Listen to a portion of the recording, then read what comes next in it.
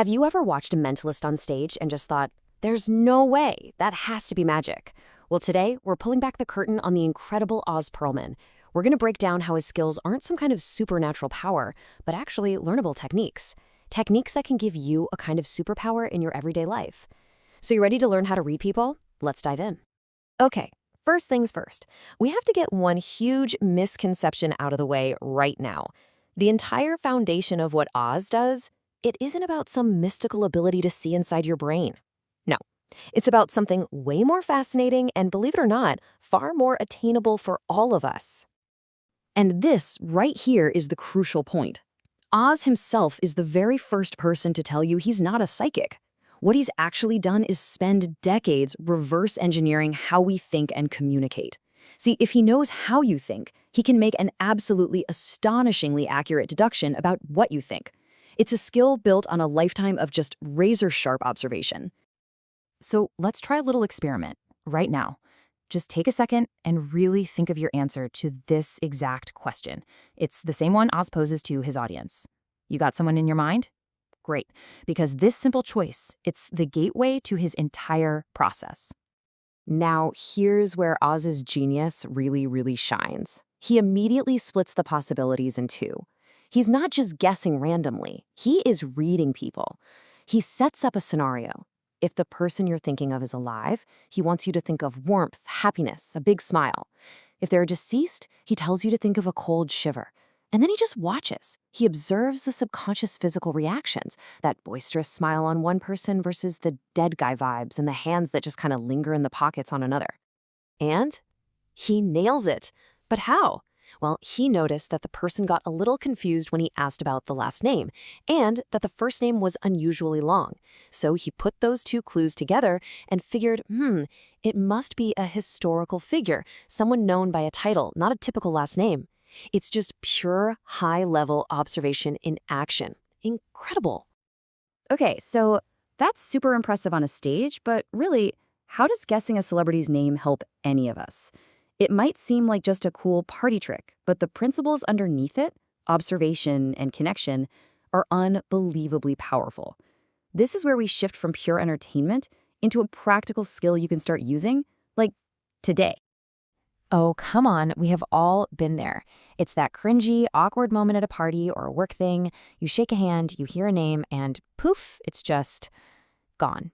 It is a universal problem, and guess what? Oz has an elegant and powerful solution for it. What he does is he takes the core principles of his craft, that heightened awareness, observation, those memory techniques, and he completely repurposes them for us. It's all about transforming what looks like a stage trick into a genuine tool for building better, stronger connections in your own life. And the technique for remembering names is so simple and so memorable, you're going to wonder how you ever got by without it. He calls it the shampoo technique, and you already know the instructions by heart. He takes this classic phrase and gives it this brilliant new twist. So instead of washing your hair, you're washing a name into your brain. The new mantra isn't lather, rinse, repeat. It's listen, repeat, reply. All right, let's break this down. Step 1, listen. Now, this sounds so obvious, I know, but it's where almost all of us fail. When someone says their name, we're not truly listening. We're too busy thinking about what cool thing we're going to say next. Step 2, repeat. Say their name back to them, twice. Something like, Ashley. It's great to meet you, Ashley. This confirms you heard it right, and it starts carving that name into your memory. And finally, step 3, reply. This is the magic step. This is where you anchor the name in your mind. You can use a compliment, which connects the name to a visual cue, so she becomes Ashley with the earrings, or you can ask about the spelling, which forces your brain to really process the letters, or you can create a personal connection. By doing this, you've engaged with that name on multiple levels, and you've created an instant connection. Trust me, you are not going to forget Ashley. Now, I want to get into what I think is the most profound lesson of all, because beyond all the techniques and the cool tricks, there's an underlying principle that makes everything else possible. Whether it's on a stage or just in life, the single greatest tool you have is your own belief.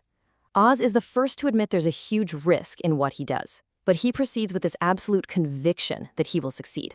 And he argues that this self-fulfilling belief is the true engine behind any extraordinary result.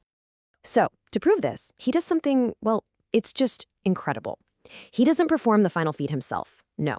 Instead, he empowers a total stranger, someone he picks at random from the audience, to do it for him.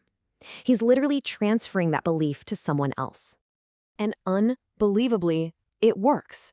The randomly chosen man, Brett, he looks at the subject, Jeff, and he correctly names the person he's thinking of. Now, this isn't some trick Brett learned. It's a stunning demonstration of what becomes possible when someone is empowered with an unshakable belief that they can succeed. So, what does this all mean for you? Look, the techniques for reading people and remembering names, they're fantastic tools. But the real takeaway here is about the mindset behind them. What if you approached your biggest challenges with that same level of unshakable belief? Just imagine, what might you be able to accomplish?